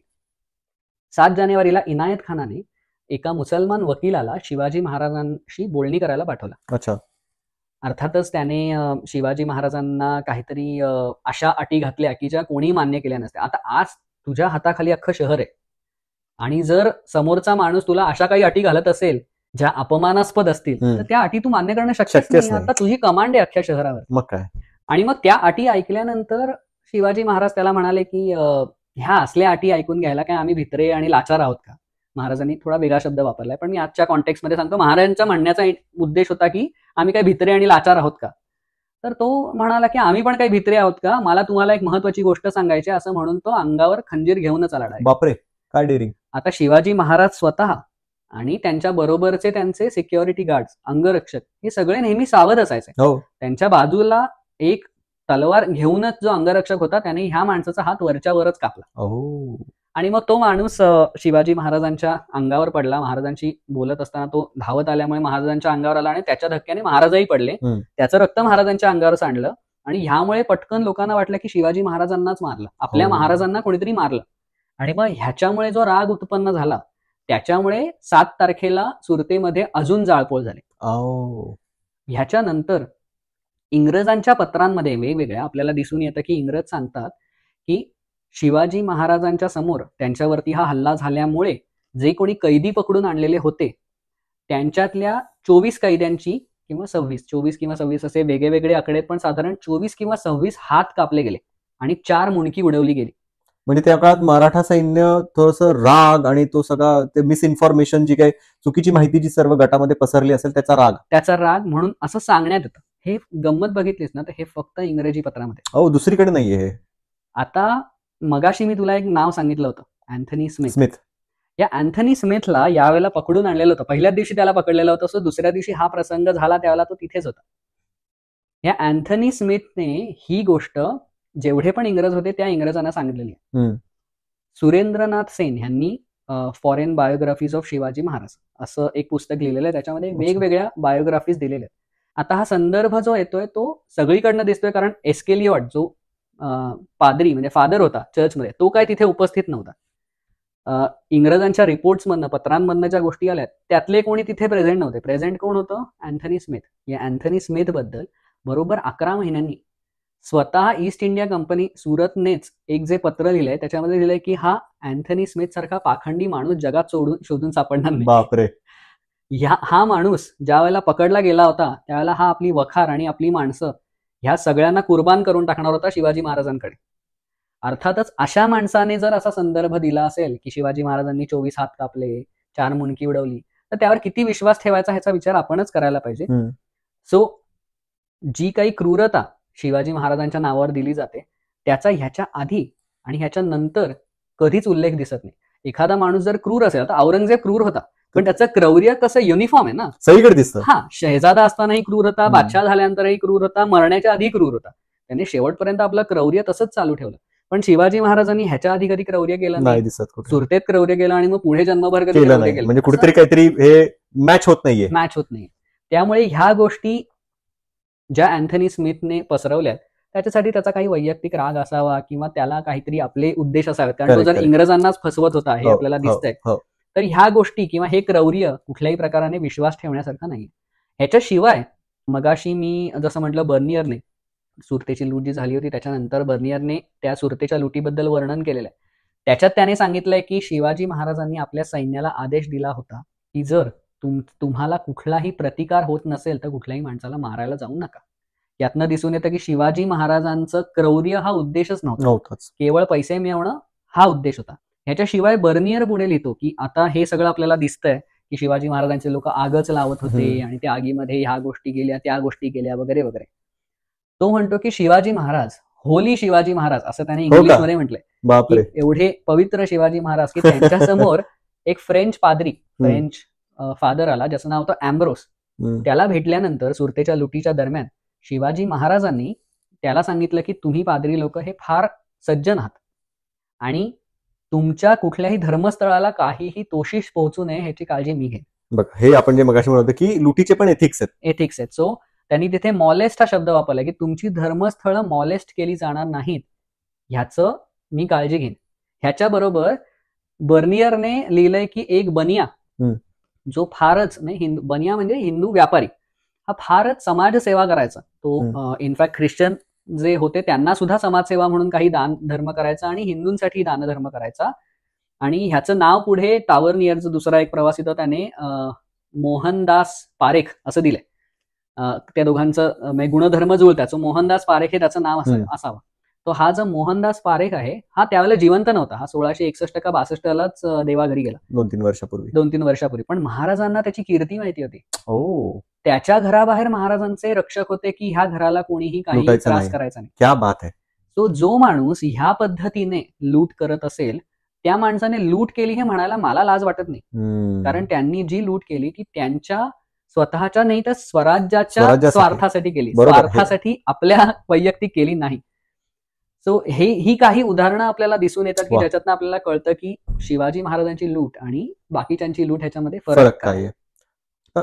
आता हे सगळं लूट जेव्हा चालू आहे तेव्हा असं काय वेगळं काही म्हणजे कल्पनेच्या पलीकडे काही द्रव्य किंवा एखादा पेंटिंग किंवा आय डोंट नो त्या काळात असं काय असेल का, लक्झरी एखादा हिरा मोठा असं काही आहे? हो, 2-3 गोष्टी आहेत त्या मी इंटरेस्टिंग म्हणून सांगतो ज्या आपल्याला व्ह्युअर्सना पण ऐकायला आवडते.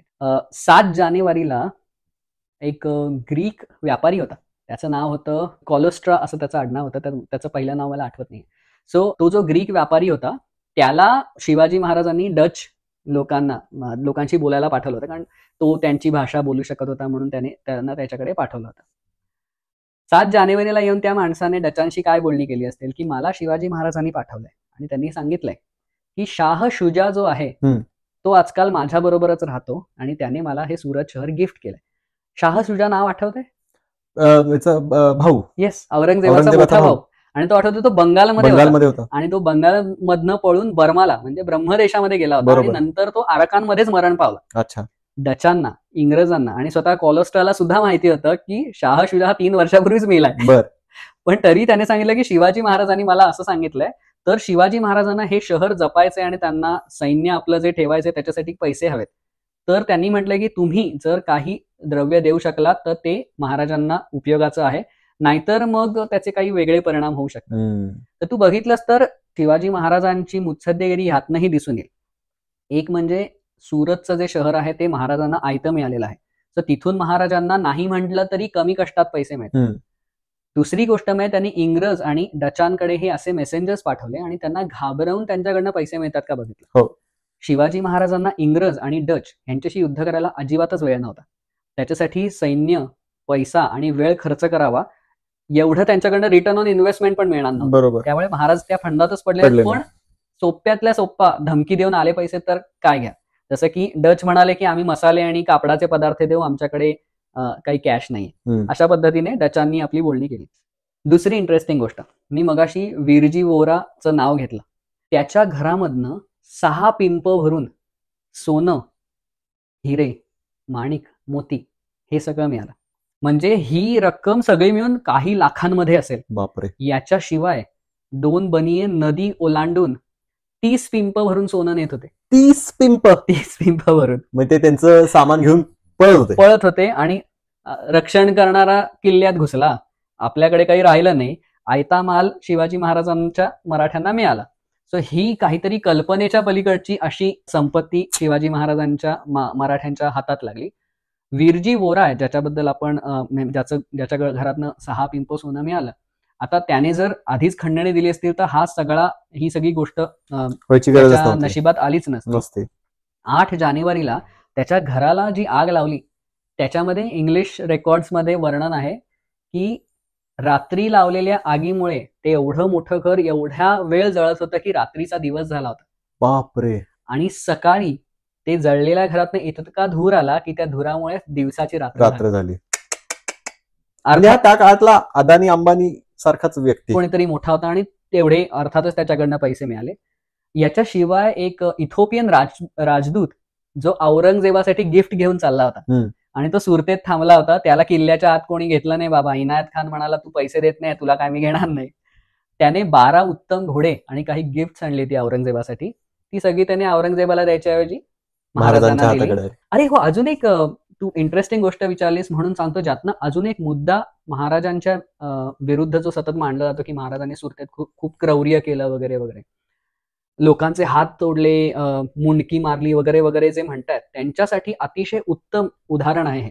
आणि हे उदाहरण सुद्धा बर्नियरनेच दिलेलं आहे. तर तो काय म्हणतो की एक ज्यू व्यापारी, आता खरं त्याला इथे ज्यूंची बदनामी करायची होती म्हणून त्याने हे उदाहरण दिलं होतं. तो म्हणतो एक ज्यू व्यापारी आहे जो आपल्याकडनं काही हिरे का माणकं घेऊन औरंगजेबाला विकायला चालला होता. शिवाजी महाराजांना पक्की माहिती होती की ह्याच्याकडे हिरे माणकं काहीतरी आहेत. महाराजांनी त्याला 3दा गुडघ्यावर बसायला लावलं आणि त्याच्या गळ्यावरती तलवार ठेवली. महाराजांनी म्हणजे त्यांच्या कोणीतरी शिपायाने. आणि त्याला विचारलं, खरं सांग तुझे हिरे आणि माणकं कुठे आहेत? जर महाराज क्रूर असते तर त्याने 3दा विचारल्यानंतर नाही म्हटल्यानंतर त्याच्या धडावरती मुंडकं राहायला नको होतं.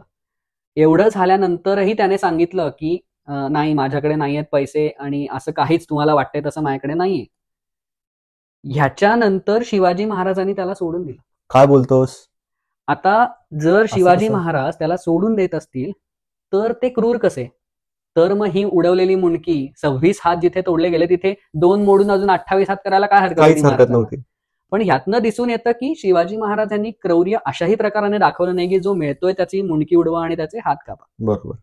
सो ही अजून एक इंटरेस्टिंग पण शिवाजी महाराजांच्या बाजूची गोष्ट आपल्याला दिसून येते. इंटरेस्टिंग. तर मग 8 जानेवारी आता उजाडला. 2 दिवस जेवढी लूट करायची ती तेवढी लूट करून झाली.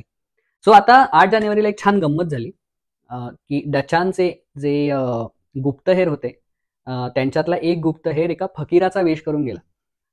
पुन्हा एकदा धर्मस्थळ कुठल्याही धर्माचे पादरी किंवा फकीर यांना हात लावायचा नाही हे दिसून येतं, कारण हा फकीर शिवाजी महाराज हे जवळजवळ 4 का 5 किलोमीटर सुरतेच्या बाहेर होते, तिथपर्यंत जाऊन येऊ शकला. याचा अर्थ काय होतो की फकीराला हात लावला नाही. फकीर हा मुसलमान धर्माचा पुजारी किंवा पादरी असंच म्हणता येईल तसा आहे. तो पुन्हा एकदा आपल्याला एक एथिक्स दिसून येतात की कशा प्रकाराने दुसऱ्या धर्माच्या व्यक्तीला त्रास द्यायचा नाही. सो हा फकीर गुप्तहेर हा फकीर बनून फिरून आला आणि त्याने त्या दिवशी शिवाजी महाराजांना पाहिलं आणि काय काय गोष्टी चालल्या होत्या ते पाहिलं. म्हणजे ती पण मी का सांगतो की लूट साधारण किती होती कशी होती हे कळण्यासाठी. त्याने सांगितलं की शिवाजी महाराज जिथे राहत होते तिथे एकच शामियाना उभारलेला होता. बाकी सगळे लोक बाहेरच राहत होते, फक्त एकट्या महाराजांसाठी शामियाना होता. पण यावेळेला महाराज स्वतः बाहेर गार्डनमध्ये म्हणजे मोकळ्या बागेत बसलेले होते. त्यांच्या डोक्यावरती एक कापड झाडाला बांधलेलं होतं की शिवाजी महाराजांवरती ऊन पडू नये. लोक येऊन सतत शिवाजी महाराजांसमोर आणलेली लूट ओतत होते. म्हणजे इंग्रजांच्या रेकॉर्ड्समध्ये तर 2 ढीग शिवाजी महाराजांसमोर आहेत असं लिहिलेलं होतं. आणि ह्यातलं सोनं आणि रूप म्हणजे चांदी हे शिवाजी महाराज आणि काही महत्वाचे मोती किंवा हिरे असतील असं काढून शिवाजी महाराज वेगळं ठेवत होते आणि उरलेलं आजूबाजूच्यांना वाटून टाकत होते. म्हणजे ह्यातनं पुन्हा एकदा कळून येईल की महत्वाच्या गोष्टी जेवढ्या किमतीच्या आहेत त्या त्यांनी ठेवल्या होत्या आणि अधिक गोष्टींची लालसा बाळगली नाही, ती त्यांनी आजूबाजूच्या माणसांमध्ये वाटून टाकली. म्हणजे मला वेगवेगळ्या पद्धतीने हे सांगायचंय की क्रौर्य जे हायलाईट केलं जातं शिवाजी महाराजांच्या सुरतेच्या लुटीमध्ये, तर तो भाग तसा 100% खरा आहे असं नाही. अर्थातच कुठेतरी शिवाजी महाराजांच्या मावळ्यांकडनं काही चुका झाल्या असण्याची शक्यता आहे. That was like heat of the moment जे म्हणतात. शिवाजी महाराजांसारख्या माझ्या राजावरती जर कोणी येऊन हल्ला करत असेल आणि त्यांना मारण्याचा प्रयत्न करत असेल तर त्या रागाच्या भरात मावळ्यांकडनं काही चुका होणं हे शक्य आहे आणि त्या हो. क्षम्य नाहीत. मी हो. असं नाही म्हणणार की त्यांच्याकडे दुर्लक्ष केलंच पाहिजे वगैरे, पण त्या चुका जितक्या हायलाईट केल्या जातात तितक्या प्रमाणामध्ये झालेल्या नाहीत. नव्हत्या. हो.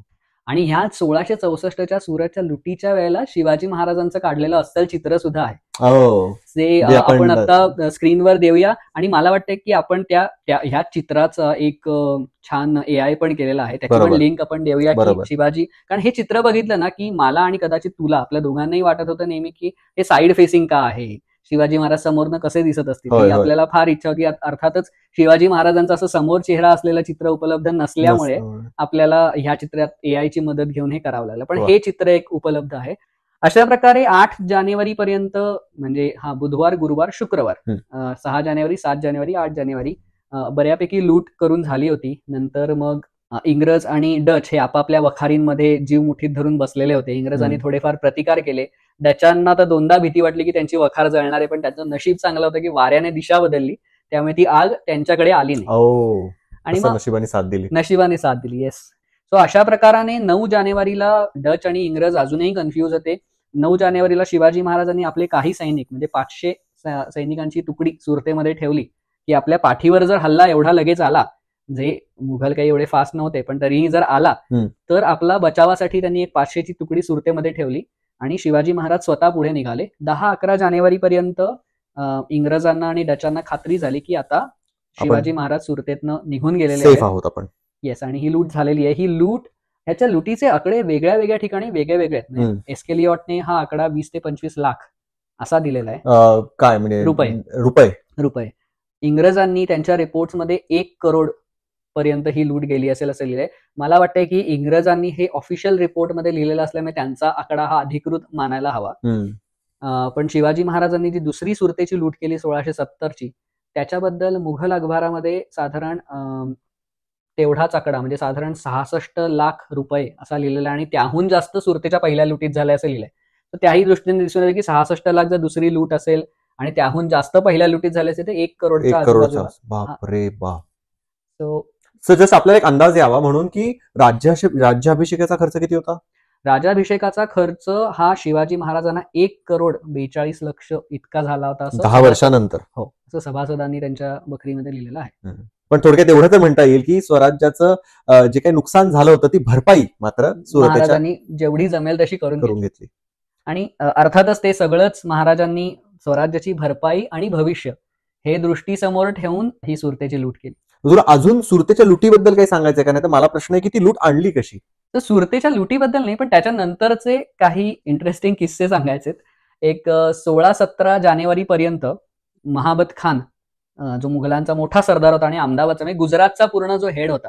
इनायत खान कसा आहे का सुरतेचा सुभेदार, पण महाबत खान हा ओव्हरऑल गुजरात पाहत होता. तो सुरतेला पोहोचला. तो सुरतेला पोहोचल्यानंतर मग बिळात घुसलेले इनायत खान बाहेर आले की आता बडे भाई आ गए, आता आपल्याला कोण हात नाही लावणार. तो बाहेर आला. जिकडे तिकडे इनायत खानाची चिथू व्हायला लागली. साहजिक आहे. इंग्रजांच्या रेकॉर्ड्समध्ये दिसून येत आहे की अक्षरशः लोकांनी इनायत खानाला म्हणजे सुरतेतल्याच लोकांनी, कारण तो भित्रा आणि लपला जाऊन आतमध्ये, त्यामुळे चिथू तर झालीच, त्याच्यावर शेणाने लोक मारा करायला लागले. आणि इनायत खानाच्या मुलाला सहन झालं नाही, त्याने बाण मारून एका बनियाचा जीव घेतला. म्हणजे एक तर तुम्ही भ्रष्टाचार करा, दुसरं म्हणजे तुम्ही भित्रेपणा करा, त्यातही तुम्ही भ्रष्टाचार करून लोकांचे जीव तेव्हा वाचवा ज्याला तुम्ही पैसे द्याल, आणि लोकांनी आवाज उठवला की त्यांना बाण मारून जीव घ्या. हे होतं मुघलांचं साम्राज्य. महाबत खानाने अर्थातच इनायत खानाची कंप्लेंट औरंगजेबाकडे केली. नंतर डचांनी सुद्धा काही पत्र लिहिली होती ज्याच्यामध्ये त्यांनी इनायत खानाची कंप्लेंट औरंगजेबाकडे केली. यावेळेला सर जॉर्ज आपले ऑक्झेंडन, हे मी मगाशी म्हटलं, त्यांचं जसं ऍडमिनिस्ट्रेशन चांगलं होतं, त्याने सायकोलॉजिकली जेवढा विचार करून आपल्या सैन्याला बळ दिलं, ह्याच्याबरोबर तिसरी गोष्ट म्हणजे वेळेचा फायदा कसा करून घ्यायचा, हे या जॉर्ज ऑक्झेंडनने साधलं. कसं? जसा महाबत खान आला तसा महाबत खानासमोर त्याने आपली पिस्टल जमिनीवर ठेवली आणि सांगितलं की आता हे शहर तुमच्या हवाली आहे, एवढे दिवस आम्ही सांभाळलं. त्यांनी जेवढं काही शौर्य दाखवलं होतं, कारण त्यांनी एकदा 2दा-3दा तरी शिवाजी महाराजांच्या मराठ्यांबरोबर त्यांची थोड्याफार तरी चकमकी झाल्या होत्या, त्याच्यामध्ये ते मागे हटले नाहीत. त्यामुळे सुरतेतल्या लोकांनीही इंग्रजांचं कौतुक केलंच होतं. हे कॅपिटलाइज करण्यासाठी त्याने हे एक जस्चर आहे ना, तू काहीतरी असं करून दाखवणं. ह्याच्यामुळे महाबत खान अजून खुश झाला. महाबत खान म्हणाला की तू जे शौर्य दाखवलंयस त्यासाठी मी तुला एक घोडा, एक चिलखत आणि एक तलवार अशा गोष्टी भेट देतो. कमाल आहे. ह्याच्या पुढे अजून इंग्रजाचं डोकं. पुन्हा एकदा एकतर किती मुत्सद्दी विचार, आणि दुसरी गोष्ट म्हणजे इंग्रजांचं ना एक खूप चांगली घेण्यासारखी गोष्ट आहे. काय ते? ती म्हणजे राष्ट्रनिष्ठा.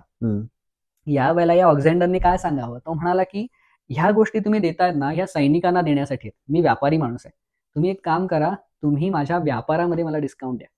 म्हणजे त्याने त्याच्या देशाचा फायदा पाहिला की मला ह्याच्यामध्ये व्यापारामध्ये सूट, डिस्काउंट, जकात, कस्टम ड्युटी तुम्ही कशी माफ करू शकाल ज्याने माझा हा फायदा होईल. ह्यात त्याला वैयक्तिक काही फायदा मिळाला नसता. मिळाला असता तरी कंपनीने त्याला थोडंफार बक्षीस दिलं असतं. आय थिंक काहीतरी 200 पाऊंड का काहीतरी त्याला नंतर गेल्यानंतर त्यांनी बक्षीस दिलंच की सुरतेच्या लुटीच्या दरम्यान तू दाखवलेल्या शौर्यासाठी तुला काही पैसे. बट त्याचा फार काही फायदा झाला नाही. पण हा एक उत्तम गुण घेण्यासारखा आहे की राष्ट्रनिष्ठा त्याने कशी दाखवली तिथे. खरंच मस्त, चांगलं उदाहरण आहे. सो अशा रीतीने सुरतेच्या लुटीमध्ये महाराजांचा हा सगळा फायदा तर त्यांनी करून घेतला. आपल्या स्वराज्यासाठी तो फायदा करून घेतला आणि स्वराज्याचं भविष्य निश्चिंत करण्यासाठी त्यांनी केला. आणि इथे नाही म्हटलं तरी इंग्रजांचा काही फायदा झालाच. बरोबर आहे. म्हणजे ऍक्च्युली कसं काय म्हणतात, अतितटीच्या ह्या प्रसंगामधनं सुद्धा त्यांनी कसं स्वतःचा फायदा करून घेतला. मस्त. मग आता हे सगळं द्रव्य आलं कसं परत स्वराज्याला? ह्याच्यासाठी 2-3 काही संदर्भांमध्ये लिहिलेलं आहे की शिवाजी महाराज म्हणजे इंग्रजांच्याच संदर्भामध्ये लिहिलेलं आहे की शिवाजी महाराज हे सगळं घेऊन त्यांच्या बोटी सज्ज होत्या बंदरामध्ये आणि ते घेऊन त्याने परत आले. पण बऱ्याच इतिहासकारांना अर्थातच त्याच्यात विश्वास नाही. कारण त्या काळात शिवाजी महाराजांचं आरमार इतकं बळकट नव्हतं आणि शिवाजी महाराज एवढी रिस्क घेऊन, कारण त्या काळामध्ये चाचे जे असतात, पायरेट्स जे असतात समुद्रामध्ये, तेही चिकार असायचे. एवढं मोठं आपण लुटून आणलेलं द्रव्य अजून कोणीतरी लुटावं इतक्या इझिली, वाईट नशीब होईल. सो अशा प्रकारे रिस्क घेणं शक्य नाही. पण महाराज ज्या रस्त्याने आले त्याच रस्त्याने परत गेले असावेत. अर्थातच महाराज जाताना जलद गेले, कारण ते 9 जानेवारीला ज्यावेळेला निघाले त्यानंतर ते बरोबर 4 फेब्रुवारीला म्हणजे 1 महिन्याहूनही कमी वेळामध्ये राजगडावर पोहोचले. मध्ये कोणी त्यांना अडवायचा प्रयत्न नाही केला कुठल्या मुघल सरदाराने? नाही. मधल्या काळामध्ये शिवाजी महाराजांना, जसे शिवाजी महाराज गेले तसे शिवाजी महाराज अतिशय सिक्रेटली परत आले. मध्ये अख्खं मुघलांचं साम्राज्य असताना सुद्धा कुठल्याच सरदाराला याची अगदी चाहूल सुद्धा लागली नाही की शिवाजी महाराज सुरतेवरनं लूट करून एवढे पैसे घेऊन परत. कमाल आहे ना. म्हणजे हे जे आहे की आता हे काय युद्ध आहे का? नाही. पण ही जी तयारी आणि एक्झिक्युशन, या सगळ्याचं जे एक्झिक्युशन आहे हे मात्र अगदी वाखाणण्यासारखं आहे की ते तेवढ्याच सिक्रेटली महाराज घेऊन परत आले. मस्त. आता हा विषय आता आपण थोडा आता समराईज करूया. आता तुला काय म्हणावं असं वाटेल, ह्या सर्व जो काय सुरतेची लूट हा जो विषय आहे, तू कसं समराईज करशील याला? सुरतेच्या लुटीला मी अशा प्रकाराने समराईज करेन की सुरत लुटण्यामागे महाराजांचा उद्देश अतिशय महत्वाचा आहे. तो उद्देश आधी समजून घेतला पाहिजे. आणि कुठल्याही कामामागे अर्थातच उद्देश महत्वाचा असतो. कारण जर कुठल्याही गोष्टीमधनं उद्देश किंवा मोटिव्ह माणसाचा काढून घेतलं तर न्यायाधीश जो फाशी देतो आणि खुनी जो खून करतो या दोघांमध्ये काहीच फरक नाही. त्यामुळे उद्देशाला खूप महत्व आहे. छान उदाहरण दिलंस तू. हो. सो त्यामुळे शिवाजी महाराजांचा जो काही उद्देश आहे तो होता स्वराज्याचं भविष्य पाहणं, स्वराज्याच्या आर्थिक परिस्थितीला सांभाळणं, त्यांचं आरमार अतिशय सबळ करणं आणि त्याच्याच बरोबर औरंगजेब जो पुढच्या भविष्यात जो हल्ला करणार आहे त्यासाठी आर्थिकदृष्ट्या स्वतःला बळकट करणं, आर्थिक आणि लष्करी दृष्ट्या सुद्धा. कारण जसं शिवभारतात महाराज म्हणतात, सैन्य बाळगायचं तर पैसे हवे, नाहीतर कोणी म्हणजे देशप्रेम तू किती दिवस सेल करणार. हिंदवी स्वराज्य उभं करायचंय पण म्हणून लोक घरातली आपली घर जाळून त्याच्यावरती जेवण तर नाही ना करू शकत. अगदी बरोबर. त्यांना पैसे हवेत शेवटी सैनिकांना. सो हे सगळं करण्याच्या दृष्टीने शिवाजी महाराजांनी सुरतेची लूट केली. त्या सुरतेच्या लुटीमध्ये क्रौर्य झालं का नाही झालं ह्याचे आपण संदर्भ दिले आणि त्यातनं शिवाजी महाराजांनी स्वतः किंवा शिवाजी महाराजांच्या सैनिकांनी स्वतः हे क्रौर्य बऱ्याचशा अंशी टाळलं आणि त्या टाळण्याचा पूर्णपणे प्रयत्न केला. त्यातल्या काही सैनिकांनी हे क्रौर्य केलं असेल यात काही वादच नाही. पण त्यासाठी संपूर्णपणे सुरतेची लूट म्हणजे शिवाजी महाराजांच्या चरित्रावर असलेला काळीमा असं मला अजिबात वाटत नाही. शिवाजी महाराजांचा उद्देश चांगला होता. तो उद्देश चांगला करण्यासाठी त्यांनी जी लूट केली ती योग्य प्रकाराने केली. त्यातल्या त्यात जनतेला, सर्वसामान्य जनतेला त्रास कसा होणार नाही ह्याच्याकडे लक्ष देऊन महाराजांनी ही लूट करण्याचा प्रयत्न केला आणि त्यातनं ते पूर्ण साधलं सुद्धा, असं मला हे ओव्हरऑल ऐतिहासिक संदर्भ बघून वाटतंय. वा, मस्त. ते माझ्या डोळ्यासमोर असं छान ते येतात, एक असं मूवीज तयार झाला की हो. कसं हे सगळं महाराजांनी आणि त्यांच्या मावळ्यांनी केलं असेल. मला आता आपल्या व्ह्युअर्सला एक प्रश्न विचारायचा आहे की जसं आता आज आपण सुरत या शहराबद्दल बोललो, तर तुम्हाला माहिती आहे का की महाराजांनी किंवा मराठ्यांनी असे अजून कुठली 2 शहरं आहेत ज्यांना लुटलं? त्या 2 पैकी एकाचा आन्सर तर खूपच सोपं आहे, कारण त्याचा उल्लेख छावा चित्रपटात केलेला आहे. तर तुम्ही आम्हाला कमेंट्समध्ये जरूर कळवा. हा सर्व एपिसोड आता शेवटपर्यंत आमच्याबरोबर पाहिल्याबद्दल तुमचे खूप खूप मनापासून आभार. धन्यवाद. धन्यवाद.